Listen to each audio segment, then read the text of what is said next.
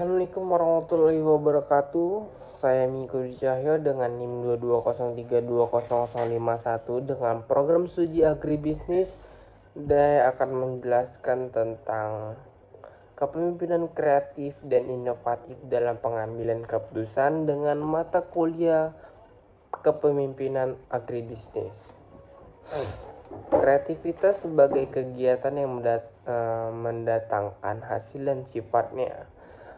Kreativitas merupakan kemampuan seorang untuk menghasilkan gagasan, cara atau produk baru yang berbeda dari biasanya dan memberikan manfaat bagi diri sendiri maupun lingkungan. Kreativitas tidak muncul begitu saja. Ia merupakan kombinasi antara imajinasi, pengetahuan, pengalaman, dan keberanian mencoba. Poin satunya itu adalah baru atau inovatif. Yang diartikan sebagai inovatif belum ada sebelumnya, seperti segar, menarik, aneh, dan mengejutkan.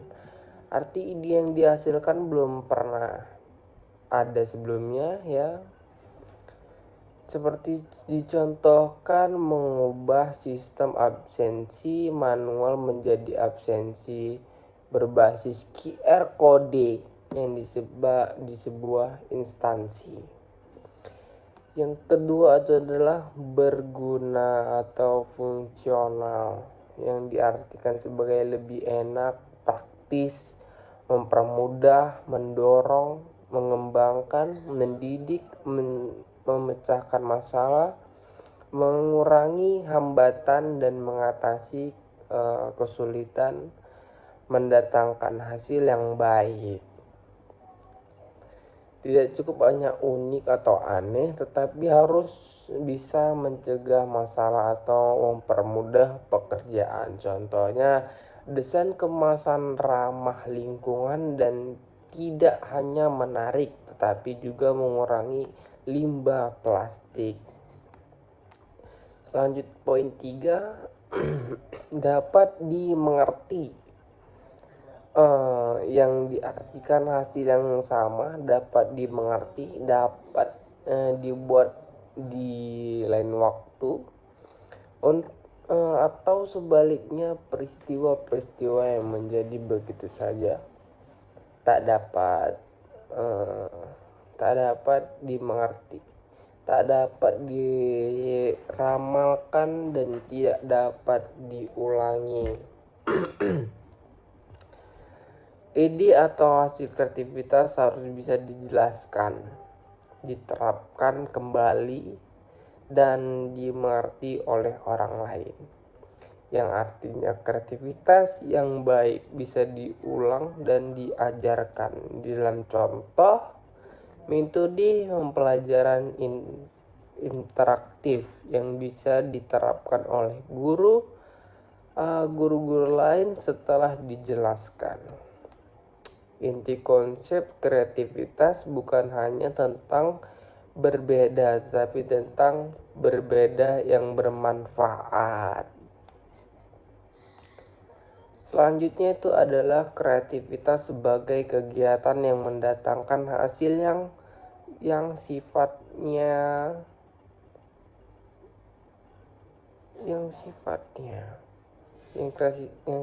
kreatif. Nah, poin 1 adalah kelancaran berpikir atau fluency of thinking, yaitu kemampuan yang untuk menghasilkan banyak ide yang keluar dari pemikiran seseorang secara cepat, yang menekankan akan kualitas.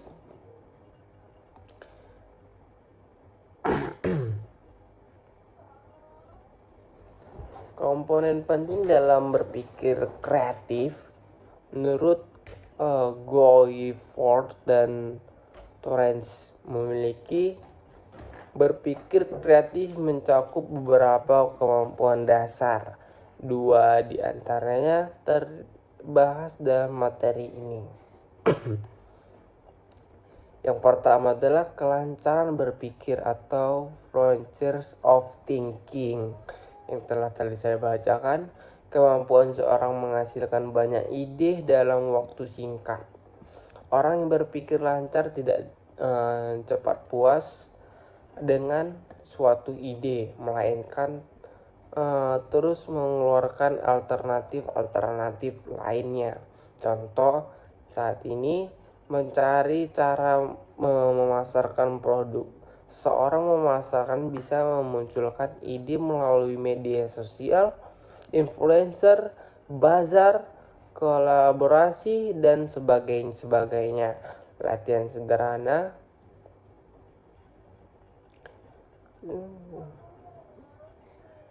Yang poin kedua, keluasan berpikir atau flexibility, yaitu kemampuan untuk memproduksi sejumlah ide, jawaban atau pertanyaan bervariasi, dapat melihat sesuatu masalah dari sudut pandang yang berbeda-beda, mencari alternatif atau arah yang berbeda-beda juga, serta mampu menggunakan macam-macam pendekatan atau cara pemikiran yang lain. Kemampuan yang untuk melihat masalah dari berbagai sudut pandang yang menggunakan pendekatan yang berbeda. Pemimpin yang fleksibel tidak terpaku pada satu cara saja atau satu berpikir saja. Contohnya ketika produktivitas menurun, pemimpin tidak langsung menyalahkan karyawan, tetapi juga mempertimbangkan kondisi kerjanya gimana, sistemnya gimana, dan alat yang digunakannya bagaimana. Ya, seperti itu. Selanjutnya itu adalah kondisi internal yang mendorong seorang untuk berkreasi. Kebutuhan terhadap pengalaman adalah kemampuan menerima segala sumber informasi dari pengalaman kehidupan sendiri hingga menerima apa adanya tanpa ada usaha defensif, tanpa kekakuan terhadap pengalaman tersebut, dan keterbukaan terhadap konsep secara utuh, kepercayaan, persepsi atau hipotesis. Dengan demikian, individu kreatif adalah individu yang mampu menerima perbedaan. Dan poin kedua, kemampuan untuk menilai situasi sesuai dengan patokan pribadi seseorang atau internal locus of evaluation. Dan poin ketiga, pada dasarnya penelitian terhadap produk ciptaan seseorang terutama ditentukan oleh diri sendiri, bukan karena kritik dan pujian dari orang lain juga. Walaupun demikian, individu tidak menutup dari kemungkinan masukan dan kritik dari seorang lain, atau bermain dengan kemampuan untuk bereksperimen, yaitu kondisi internal yang mendorong kreativitas ini. Kreativitas tidak hanya dipengaruhi oleh kecerdasan, tetapi juga oleh sikap dan kondisi psikologis seseorang. Materi menjelaskan beberapa antara lainnya di sini. Poin 1 itu tentang menjelaskan keterbukaan terhadap pengalaman. Individu kreativitas memiliki pikiran terbuka, sangat terbuka, karena menerima ide, kritik, dan pengalaman baru tanpa langsung menolak. Dan dalam contoh, seorang guru mau belajar metode baru, dan muridnya sendiri. Sepertinya yang sangat berat di sini, saya ubah contohnya, seorang dosen mau belajar metode baru dari mahasiswanya. Nah, dan poin yang kedua itu evaluasi internal atau internal locus of evaluation. Artinya seorang menilai dari hasil karyanya berdasarkan standar pribadi, bukan tergantung pada pujian atau kritik orang lain. Namun, ia tetap terbuka terhadap masukan untuk perbaikan. Maknanya itu adalah pemimpin yang punya evaluasi internal kuat, tidak mudah goyah oleh tekanan publik. Ya, poin ketiga, kemampuan bereksperimen. Kreativitas lahir dari keberanian mencoba sesuatu yang belum tentu berhasil. Orang kreatif tidak takut gagal karena setiap kegagalan dianggap sebagai proses belajar mereka. Dan sebagai contoh, inovasi makanan baru yang belum tentu laku di pasaran nantinya atau dipromosikan segala lain, tetapi dicoba dengan riset kecil-kecilan itu. Maka ada pepatah mengatakan 1% lebih bagus daripada tidak sama sekali. Pemimpin inovasi adalah sarana untuk menjawab tantangan perubahan. Tugas seseorang pemimpin adalah mengamati perubahan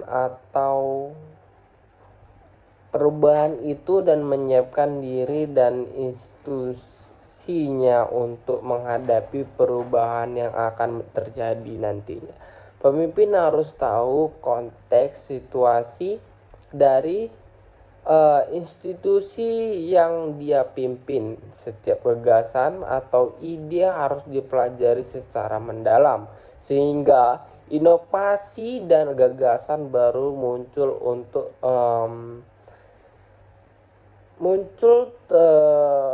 terarah dan selanjutnya realistis. Di sini kecerdasan melihat masa depan atau visi dan kunci utama keberhasilan seseorang pemimpin. Inovasi untuk terus-menerus tiada henti pasti akan membawa kebaikan bagi dirinya dan organisasinya. Nah, inovasi ini saya jelaskan, penerapan ide kreatif menjadi tindakan nyata dan memberi nilai tambah. Pemimpin inovasi adalah orang yang mampu melihat peluang dalam perubahan dan menyesuaikan organisasi dengan cepat. Pemimpin inovatif bukan hanya menciptakan ide, tapi juga memastikan ide itu pasti diterapkan. Ciri-ciri pemimpin inovatif: visi menjadi arah organisasi, tetapi visi inovasi tidak terarah. Dan dalam contoh, visi Elon Musk, orang terkaya di muka bumi ini saat ini, untuk menciptakan mobil listrik massal, membuat Tesla terus berinovasi terus menerus tanpa henti. Dan poin kedua, terbuka terhadap perubahan. Pemimpin inovatif memandang perubahan sebagai peluang untuk tumbuh, bukan ancaman bagi mereka, tapi untuk belajar dan tumbuh. Dalam contoh, perusahaan retail dan beralih ke penjualan online dan saat pandemi pada tahun 2020-2021. Dan poin ketiga itu adalah berani keluar dari aturan lama atau improvisasi, yang artinya berani mencari cara baru meskipun berbeda dari kebiasaannya. Dalam contoh, pemimpin yang mengizinkan karyawan bekerja dari rumah untuk efisiensi. Dan poin 4, setiap menghadapi kegagalan dianggap sebagai dari proses menuju kesuksesan. Dalam contoh, Thomas Edison gagal ribuan kali sebelum menemukan lampu pijar. Nah, yang kita nikmati saat ini pada malam hari. Dan poin 6, mampu berkolaborasi. Pemimpin inovatif menyadari bahwa inovasi tidak bisa dilakukan sendiri. Dia membuka diri bekerja sama dengan pihak lain, bahkan kompetitor untuk menciptakan sinergi yang ada.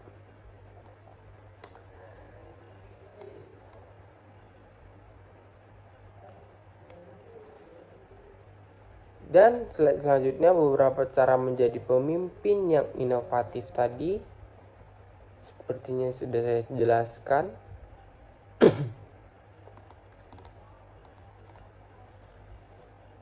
Yap.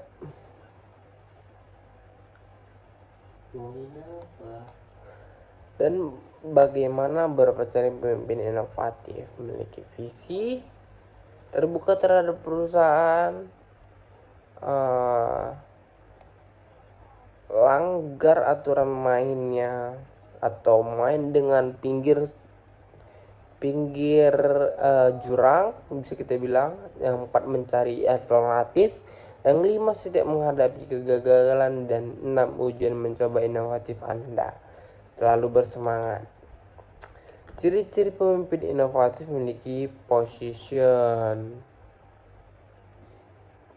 atau dia fokus pada hal-hal yang diinginkan, yang ingin diubah, tantangan yang ada, serta strategi untuk menghadapi tantangan tersebut.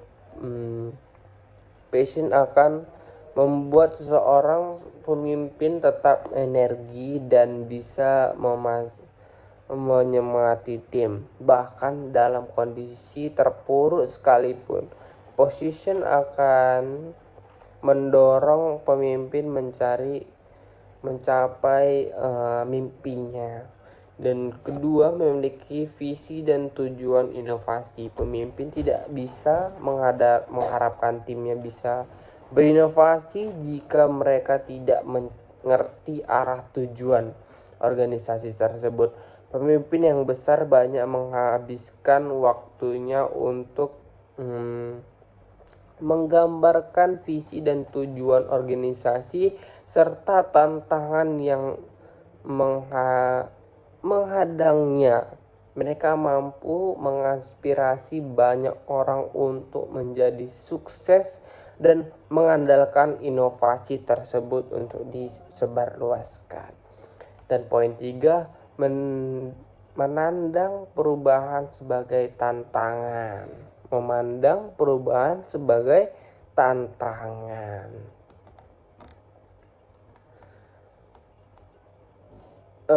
Pemimpin yang inovatif memiliki ambisi dan tidak pernah puas dengan kondisi nyaman.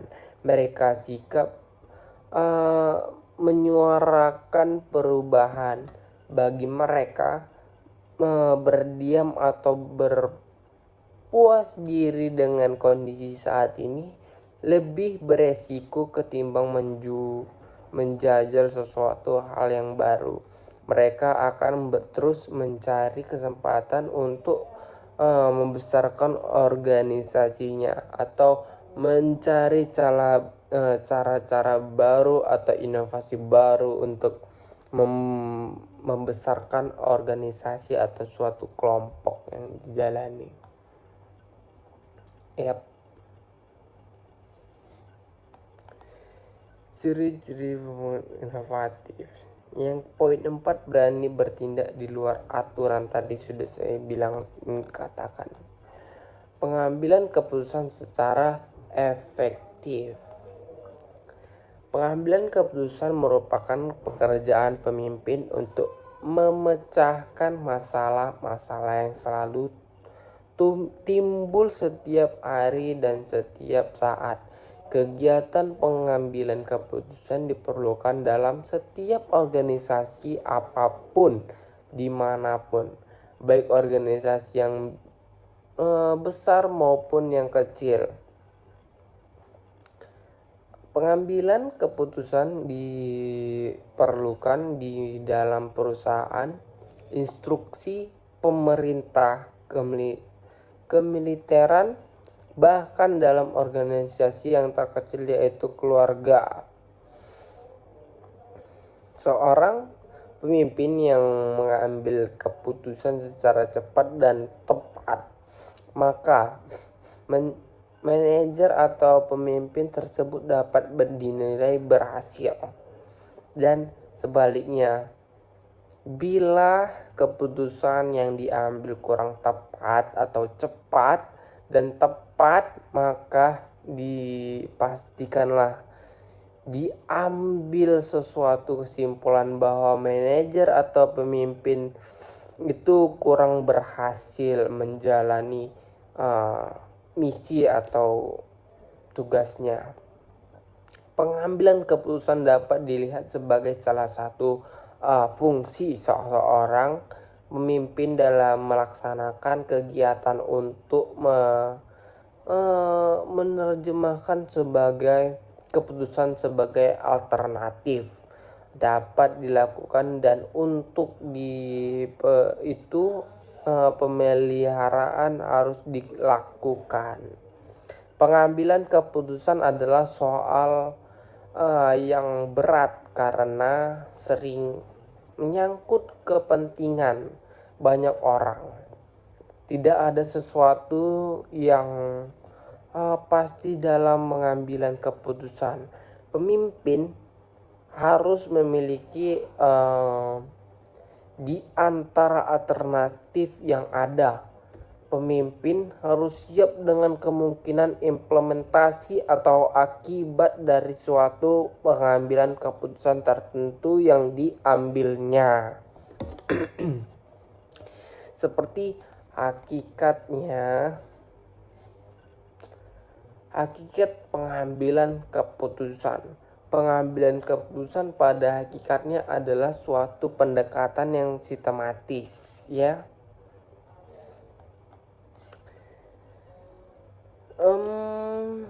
Terhadap suatu masalah.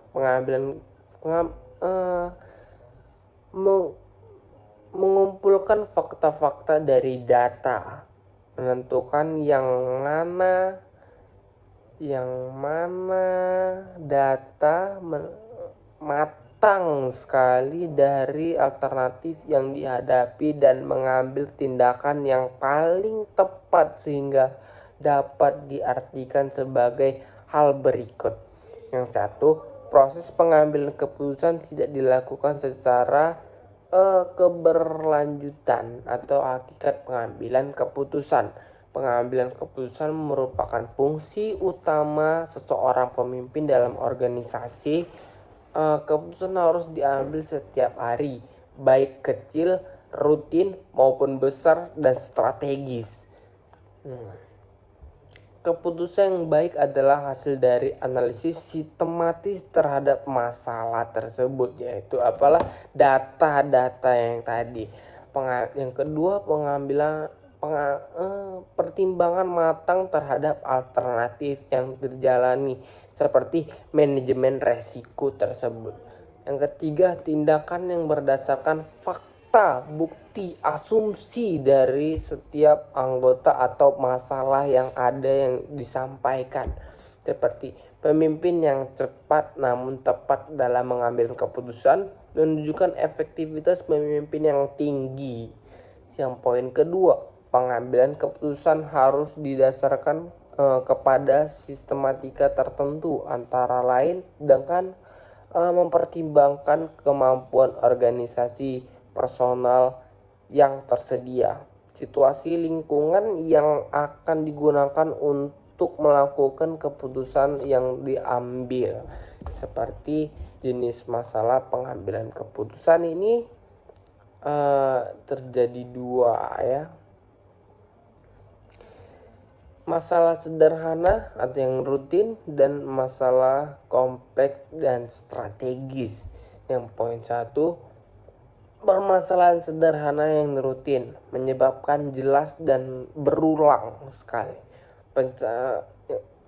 Yang kedua adalah pemecahannya mudah dan bisa dilakukan sendiri. Dan dapat saya contohkan menentukan jadwal rapat mingguan atau mengganti alat kerja yang rusak.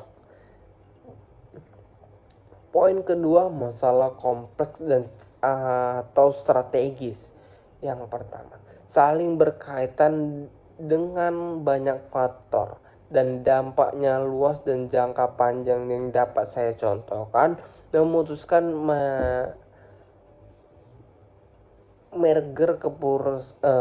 memutuskan manajer ke perusahaan, perubahan sistem organisasi atau kebijakan publik baru.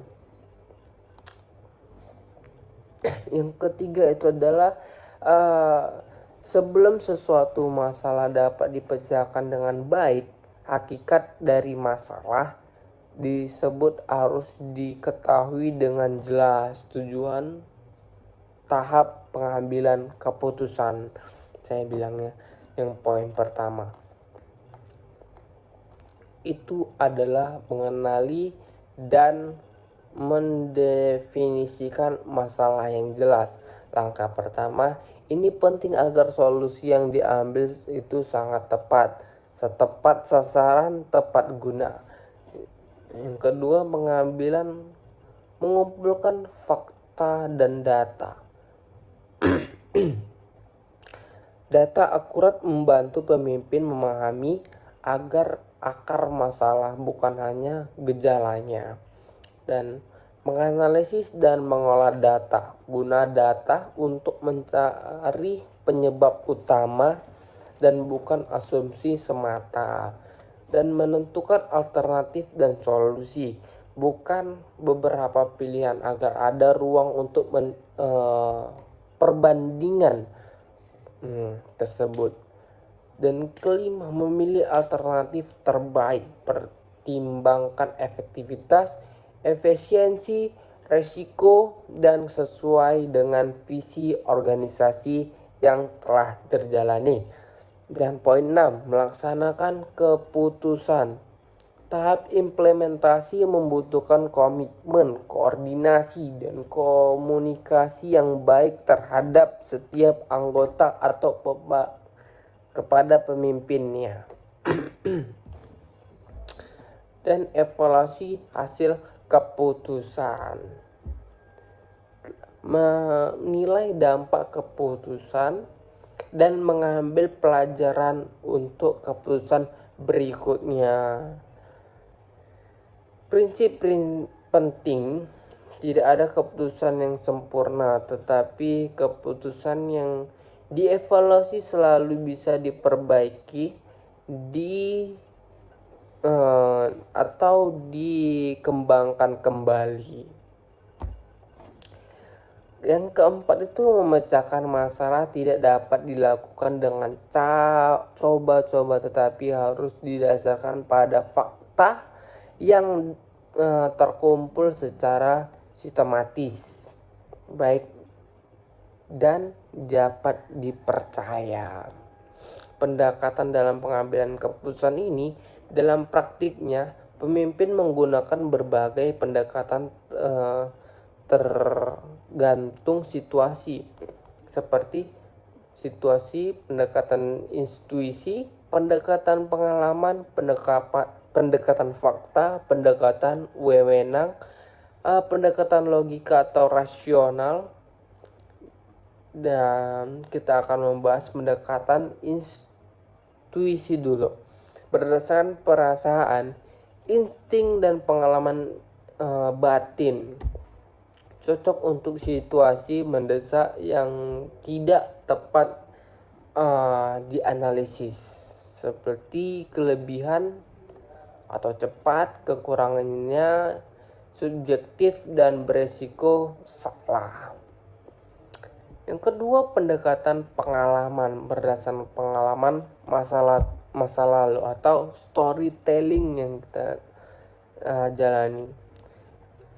Memiliki kelebihan dan kekurangan, yaitu kelebihannya realistis dan mudah diterapkan, dan kekurangannya kondisi lama belum tentu sama dengan kondisi sekarang. Siapa tahu kejadian yang sama tetapi memiliki kondisi yang berbeda.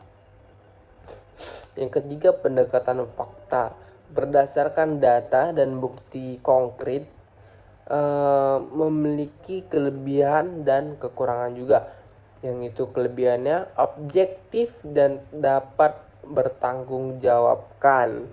Kekurangannya memerlukan waktu dan data yang valid dan cukup lama sekali untuk mencari, dan waktu yang digunakan untuk mencari data atau mendefinisikan masalah tersebut. Poin 4, pendekatan wewenang berdasarkan struktur jabatan. Biasanya keputusan dibuat oleh atasan kepada bawahan. Memiliki kelebihan cepat dan tegas, kekurangan itu bisa mengabaikan partisipasi tim yang mengakibatkan kurangnya kekompakan tim nanti. Yang kelima, pendekatan logika atau rasional berdasarkan analisis sistematis. Logika berpikir melibatkan perbandingan antara alternatif untuk mencari hasil optimal. Memiliki kelebihan dan kekurangan di sini, yaitu objektif atau transparansi dan konsisten. Kekurangannya adalah membutuhkan kemampuan analisis dan waktu yang lama. Sini tahapan pengambilan keputusan. Masalah yang dihadapi oleh seseorang pemimpin terikat pada suatu tempat, situasi, orang yang waktu tertentu. Masalah dalam pengambilan keputusan senantiasa dihubungkan dengan tujuan yang jelas. Masalah yang dihadapi oleh seseorang pemimpin dapat digolongkan menjadi masalah yang sederhana dan masalah yang kompleks. Di sini ada faktor masalah yang sederhana,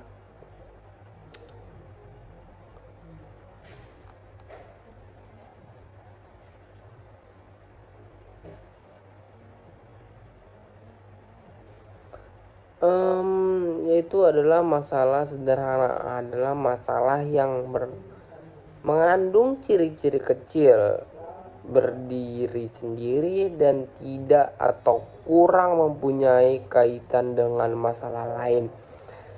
Memecahnya adalah biasanya tidak melakukan pemikiran yang luas, tetapi cukup dilakukan biasanya tidak memerlukan pemikiran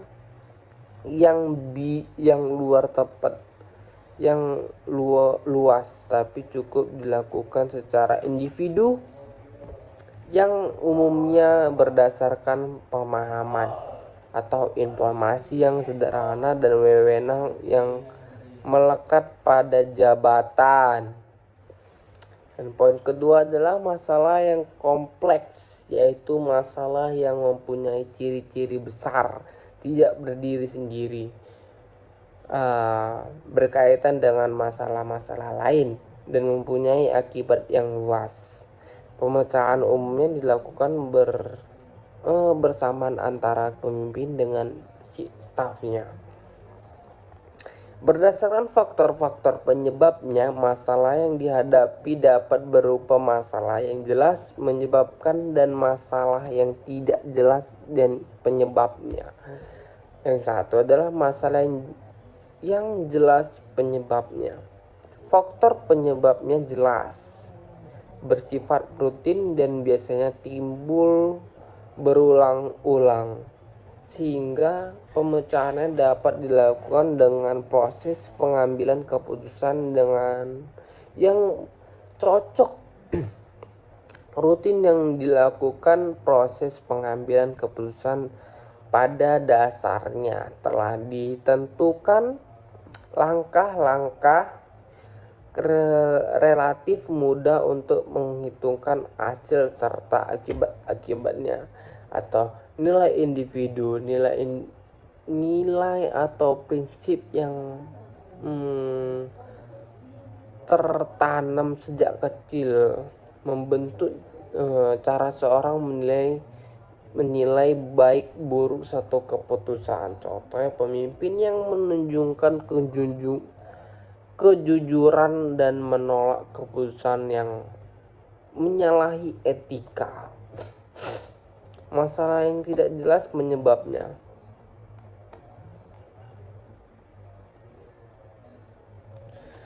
Di sini adalah yaitu masalah yang timbul sebagai kasus yang menyimpang dari masalah organisasi yang bersifat umum. Faktor-faktor penyebabnya tidak jelas. Teknik pengambilan keputusannya disebut programming, discussion making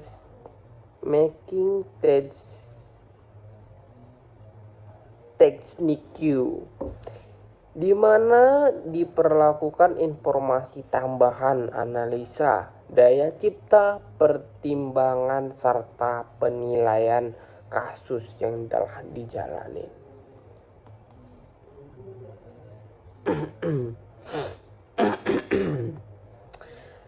Ada 7 langkah dalam memecahkan masalah dengan menggunakan teknik ilmiah. Yang pertama itu mengetahui hakikat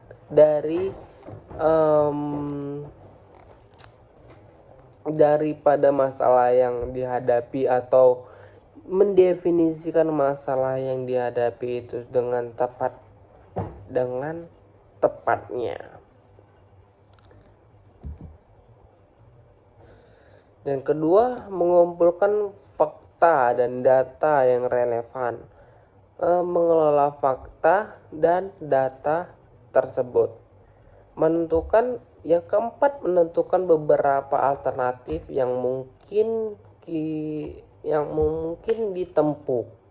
Yang kelima, memilih cara memecah dari alternatif yang telah diolah dengan matang sekali. Yang keenam, memutuskan tindakan apa yang hendak dilakukan setelah mengambil yang telah dipikir oleh matang-matang oleh seorang pemimpin atau semua anggota. Yang ketujuh, menilai hasil yang diperoleh sebagai akibat daripada keputusan yang telah diambil nantinya. Apa yang terjadi?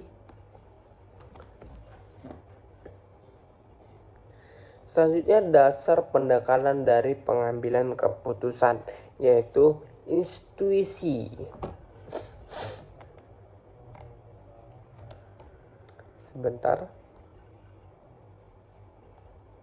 Nah, ini tadi saya salah menyampaikan tentang intuisi. Pengambilan keputusan yang didasarkan atas intuisi atau perasaan memiliki sifat subjektif sehingga mudah terkena pengaruh.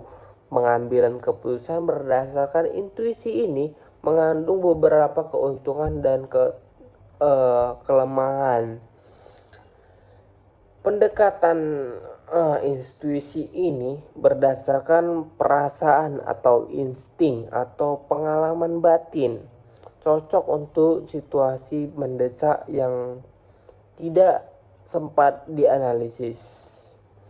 Kelebihannya itu adalah cepat dan kelemahannya subjektif dan beresiko salah keputusannya. Yang kedua itu adalah pengalaman. Pengambilan keputusan berdasarkan pengalaman memiliki manfaat bagi pengetahuan praktis. Karena pengalaman seorang dapat memperkirakan keadaan sesuatu, dapat diperhitungkan untuk kerugian terhadap keputusan yang akan dihasilkan. Orang yang memiliki banyak pengalaman tentu akan lebih matang dalam membuat keputusan. Tetapi peristiwa yang lampau tidak akan sama dengan peristiwa yang terjadi saat kini. Yang pendekatan pengalaman ini berdasarkan pengalaman masa lalu atau storytelling. Kelebihannya realistis dan mudah diterapkan, dan kekurangannya kondisi lama belum tentu sama dengan kondisi yang sekarang. Dan ketiga, pendekatan fakta. Pengambilan keputusan berdasarkan fakta dapat memberikan keputusan yang sehat, solid, dan baik dengan fakta. Maka tingkat kepercayaan terhadap pengambilan keputusan dapat lebih tinggi, sehingga orang dapat menerima keputusan-keputusan yang dibuat itu dengan rela lapang dada. Pendekatan fakta ini berdasarkan data dan bukti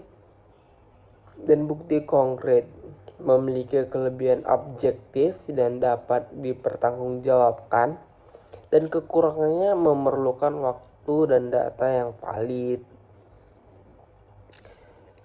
Yang pendekatan keempat, pendekatan wewenang. Pengambilan keputusan berdasarkan wewenang biasanya dilakukan oleh pemimpin terhadap bawahannya atau orang yang lebih tinggi kedudukannya kepada orang yang lebih rendah kedudukannya. Pengambilan keputusan berdasarkan wewenang ini juga memiliki kelebihan dan kekurangan.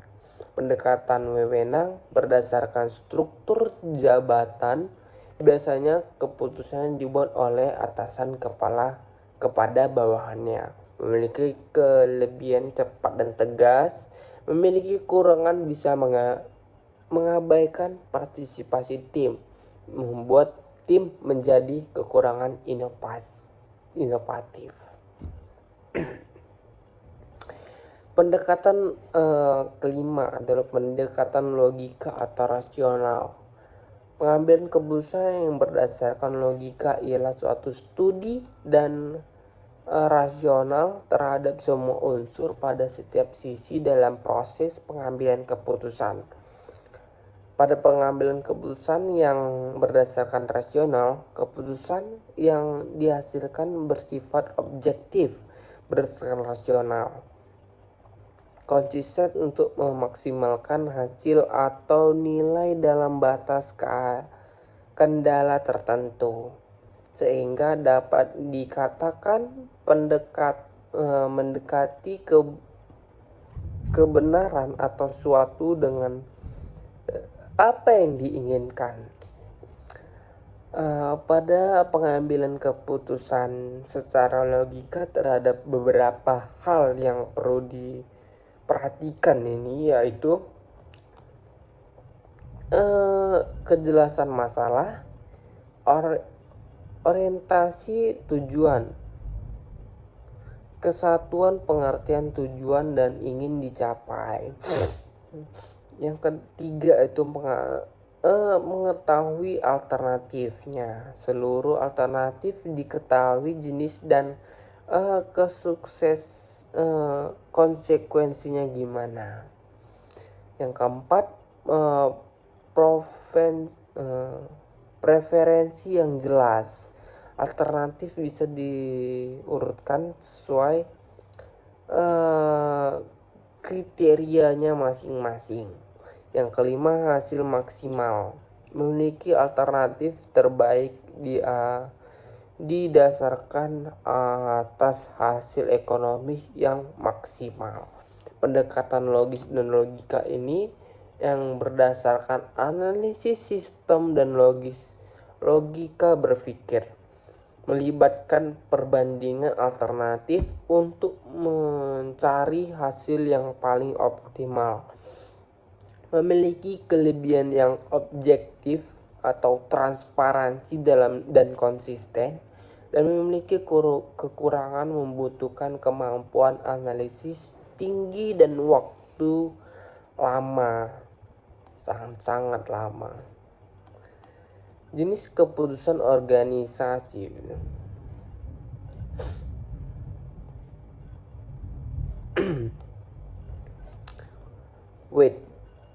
Belum cerita tadi tentang faktor yang mempengaruhi pengambilan keputusan.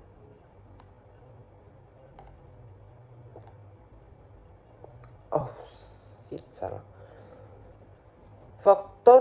Faktor yang mempengaruhi pengambilan keputusan. Itu nanti di slide selanjutnya.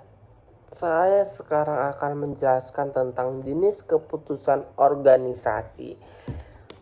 Satu keputusan rutin, yaitu keputusan rutin adalah keputusan yang bersifat rutin dan berulang-ulang sekali serta biasanya telah dikembangkan untuk mengendalikannya. Dan kedua, diputuskan secara tidak rutin.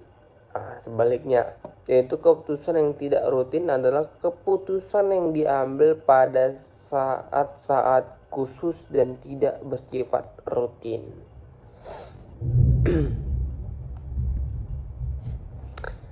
Faktor-faktor yang mempengaruhi pengambilan keputusan ini, faktor-faktor yang harus diperhatikan dalam menjelaskan faktor yang berpengaruh dalam pengambilan keputusan adalah jenis kelamin pria atau wanita, peranan pengambilan keputusan, dan keterbatasan kemampuannya dalam pengambilan suatu keputusan. Individu dipengaruhi oleh 3 faktor, yaitu nilai individu pengambilan keputusan, kepribadian, dan kecenderungan terhadap resiko. Yang pertama itu adalah nilai individu pengambilan keputusan.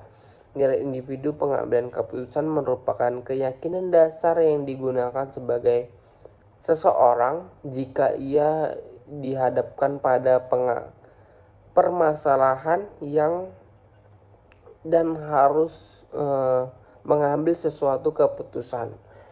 Nilai-nilai telah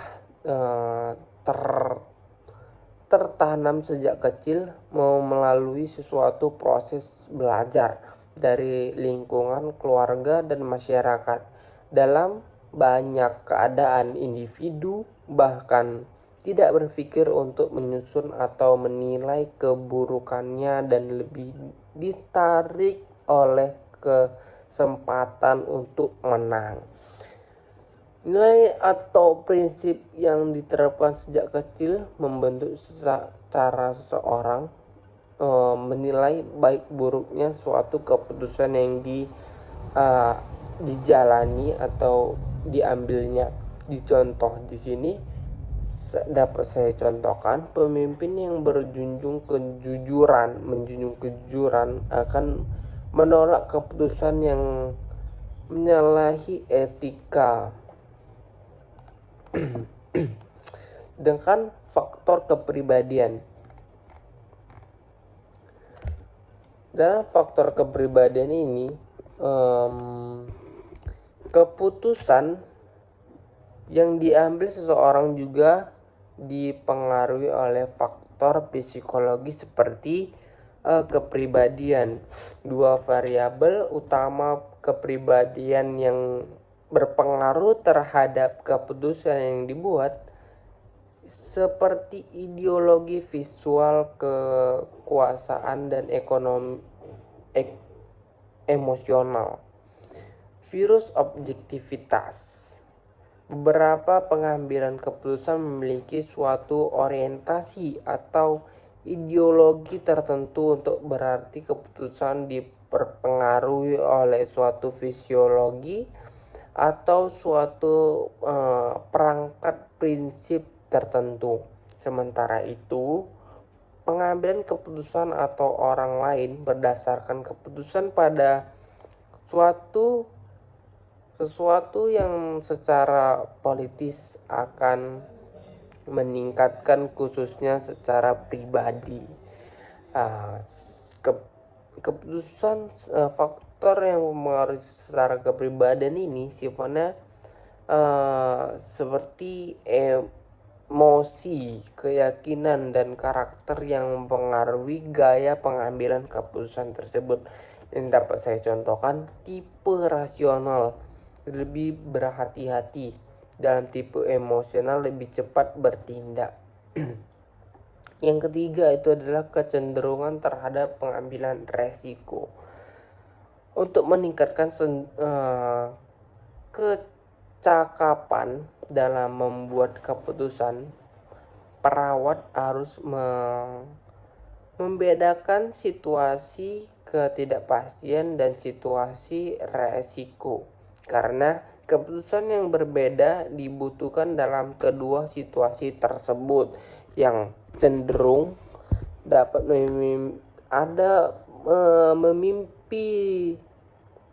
memimpin yang berani mengambil resiko tinggi demi hasil besar. Ada pula yang konservatif dan memilih aman. Yang dapat saya contohkan, keputusan untuk meluncurkan produk baru di pasar yang belum pasti tentang pasarnya.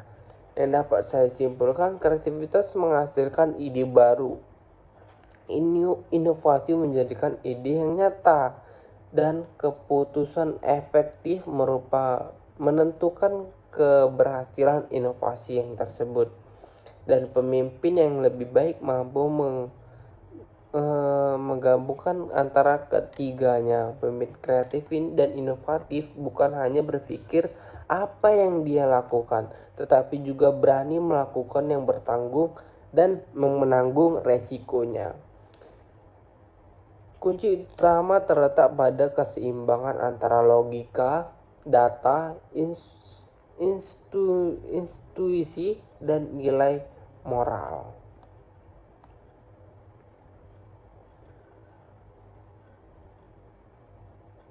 Baik, sekian dari saya.